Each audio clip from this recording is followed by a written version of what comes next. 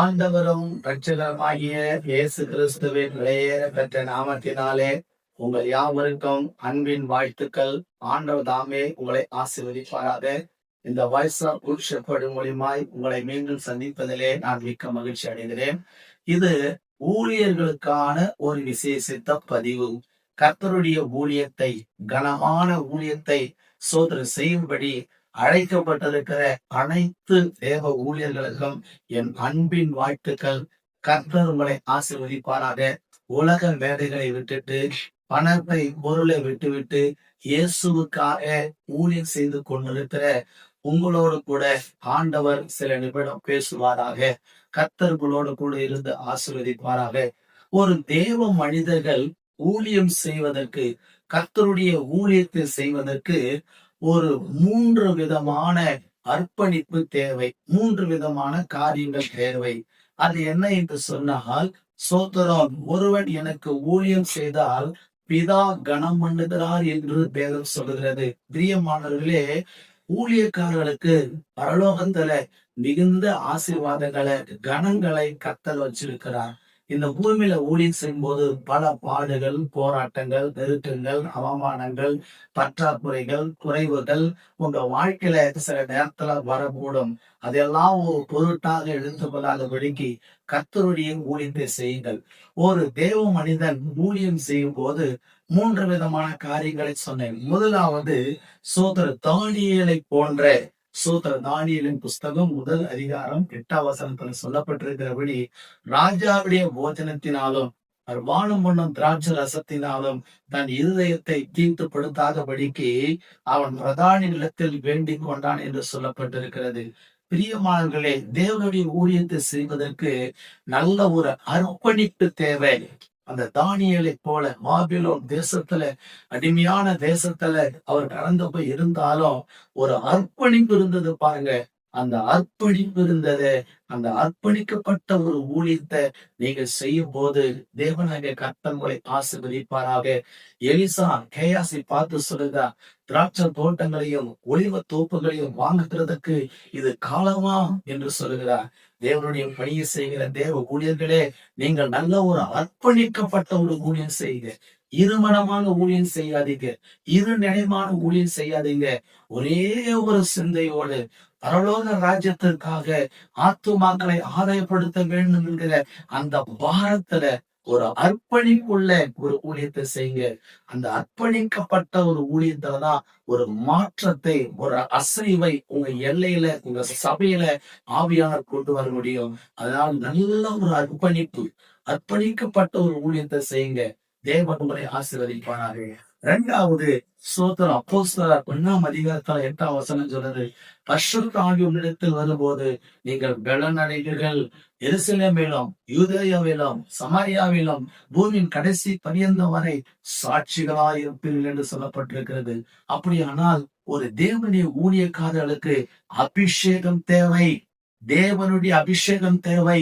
தேவனுடைய அபிஷேகத்தை கொண்டுதான் வானமண்டலத்தின் ஆவிகளை முறியடிக்க முடியும். எல்லை பிசாசு முகங்களை அர்த்தமாக்க முடியும். சத்துருடைய கிரிகளை முறியடிக்க முடியும். இன்னைக்கு தேசத்துல இங்கு பார்த்தாலும் மந்திரவாதங்கள், பில்லி சூன்யங்கள், ஏவல் கிரிகள், விக்கிரக ஆராதனை கிரிகள், பாகாலுடைய கிரிகள் தேசத்துல பெருகி கொண்டிருக்கிறது. அப்படிப்பட்ட சிக்கல்ல, அப்படிப்பட்ட பிடியில் இருக்கிற மக்களை கிறிஸ்துவின் பக்கம் கொண்டு வருவதற்கு நீங்கள் சாதாரண அபிஷேகம் இல்லாம ஊழியம் செய்தா ஒரு அறுவடையும் பெற முடியாது. பிரியமானவர்களே, நல்ல அபிஷேகத்துல ஆவில நிரம்பி தனி ஜபத்துல, தனி அறையில கடந்து போய் அமர்ந்த மணிக்கணக்கில் உபவாசம் எடுத்து ஜபம் பண்ணுங்க. அர்ப்பணிக்கப்பட்ட ஜபம் பண்ணுங்க. நல்ல ஆவில நிரம்பி ஜபம் பண்ணுங்க. பல மணி நேரம் அந்நிய பாஷையில பேசி தேவனை துதிக்க. நீங்க அந்நிய பாஷையில பேச பேச பேச பேச அந்த பகுதியில் இருக்கிற அந்தகார ஆவியுடைய கட்டுகள் அர்த்தமாக்கப்படும். தேவன் பலத்தை கிரியங்களை கொண்டு செய்வார். அதனால ஊழியக்காரர்களே, ஆத்துமா கிடைக்கலையே, அறுவடை பண்ண முடியலையே, ஆத்துமா சபைக்கு வர மாட்டேங்குதேன்னு கலங்காதீங்க. அபிஷேகத்துல நிரம்பி ஜெபம் பண்ணுங்க. ஆவியான ஆத்துமாக்களை இழுத்து கொண்டு வருவார். சபையை நிரப்புவார். கர்த்தர் மாற்றத்தை உண்டு பண்ணுவார். அற்புதத்தை கண்டார் ஊழிய ஜனங்கள் விசுவாசிக்க மாட்டாங்க. அற்புதம் நடக்கணுமா தேசத்துல, சபையில ஒரு அற்புதம் அடையாளம் நடக்கணுமா, ஆவில நிரம்பி ஜெபம் பண்ணுங்க. ஊழியர்களே தளர்ந்து போகாதீங்க. கர்த்தர் உங்களை ஆசீர்வதிப்பாராக. மூன்றாவதாக சோதரம் அன்பு. ஒன்று கொரிந்தியர் புஸ்தகம் 13ஆம் அதிகாரம் நமக்கு தெரியும். அன்பை குறித்து போதிக்கிறதான கிரியைகள். பிரியமானவர்களே, அன்பு இருக்க வேண்டும். இயேசு கிறிஸ்து இந்த பூமியில அவர் வாழ்ந்த நாட்கள்ல ஏழை எளிய பிள்ளைகளை, குஷ்டரோகம் பிடித்தவர்களை, வியாதி உள்ளவங்களை தேடி போனார். அன்பு காட்டினார். குஷ்ட ரோகியை கூசாமல் தொட்டு சுகமாக்கினார். இயேசு கிறிஸ்துவை போல ஒரு அன்புள்ள ஊழியர் செய்யுங்க. அன்பான ஊழியர் செய்யுங்க. நீங்க சோத்திரம் வேதம் சொல்லுகிறது, அவன் தம்முடைய ஒரே பேரான குமாரனை விசுவாசிக்கிறவன் எவனோ அவன் கெட்டு போக அவன் நித்திய ஜீவனை அடையும்படி இயேசுவை தந்து இவ்வளவாய் அன்பு கூர்ந்தார் என்று சொல்லப்பட்டிருக்கிறது. பிரியமானவர்களே, உங்க வாழ்க்கையில ஊழியர்களுடைய குடும்பத்துல சோத்திர ஊழியர்களுடைய வாழ்க்கையில அன்பு நிறைந்த ஒரு ஜீவியம் பண்ணுங்க. அன்பு சகலத்தையும் தாங்குமா, சகலத்தையும் சகிக்குமா, தன்னை புகழாதான், இருமாப்பாயிராதாம், அயோக்கியமானது பேசாதாம், தற்பொழிவை நாடாதாம், சினமடையாதாம். ஏசப்பா சொன்னாரு, நீங்க உங்க சரீரத்தை சுட்டெரிக்கவே ஒப்பு கொடுத்தாலும் அன்பு இல்லைன்னா ஒண்ணு இல்லை என்று சொல்லப்பட்டிருக்கிறது. நீங்க எத்தனை குடும்பம் அன்புக்காக இயங்குகிறது பிரியமானவர்களே, அன்புக்காக தளித்து கொண்டிருக்கிறது பிரியமானவர்களே. உங்களுடைய உங்களுடைய சோதரம் பொருளாலும் உங்களுடைய அன்பினாலும் சோதர அந்த ஜனங்களை கிறிஸ்துவுக்குள் நீங்கள் ஆதாயப்படுத்தலாம். அதனால் பிரியமானவர்களே, தேவனுடைய ஊழியத்தை, வல்லமையான ஒரு ஊழியத்தை, மகிமையான ஒரு ஊழியத்தை நீங்கள் செய்ய வேண்டுமானால் சரியான ஒரு அர்ப்பணிப்பு இருக்க வேண்டும். உலகமோ பாவமோ பிசாசோ அந்தகார கிரிகளோ நீங்க எதிர்த்து நிற்கக்கூடியவர்களா இருக்க வேண்டும். அப்படியானால் நீங்கள் ஒரு அர்ப்பணிக்கப்பட்ட ஒரு ஊழியம், அர்ப்பணிப்புள்ள ஒரு ஊழியத்தை செய்யுங்க. அபிஷேகம் நிறைந்த ஊழியம் செய்யுங்க. அன்பு நிறைந்த ஊழியம் செய்யுங்க. உங்க ஊழியம் வளருங்க. உங்க ஊழியத்தை கர்த்தர் உயர்த்துவாருங்க. உங்க ஊழியம் மலை மேலுள்ள பட்டணம் போல பிரகாசிக்கும்படி செய்வாருங்க. உங்களுக்காக நான் ஜெபிக்கிறேன். கர்த்தர் ஆசீர்வதிப்பாராக. எங்களை அதிகமா நேசிக்கிற நல்ல தெய்வமே, தேவனுடைய ஊழியத்தை செய்கிற அனைத்து ஊழியர்களுக்காக நான் ஜெபிக்கிறேன்.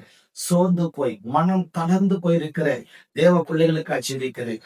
இப்பொழுது ஒரு விசேஷித்த அபிஷேகம் அவங்களுக்குள்ள இறங்கட்டும், எழும்பி பிரகாசிக்கட்டும். அவங்களுக்கு கொடுக்கப்பட்ட தரிசனத்துல உண்மை உத்தமமாக இருந்து ஊழியம் செய்து ஆத்துமாக்களை ஆதாயப்படுத்த தேவன் வந்து செய்யும். ஆசீர்வதியும் இயேசுவின் நாமத்தில் பிதாவே. ஆமென், ஆமென், ஆமென். God bless you. கர்த்தர் உங்களை ஆசீர்வதிப்பாராக. உங்க சபை நிரம்பி வழி ஆத்துமாக்களை தருவாராக. ஆமென்.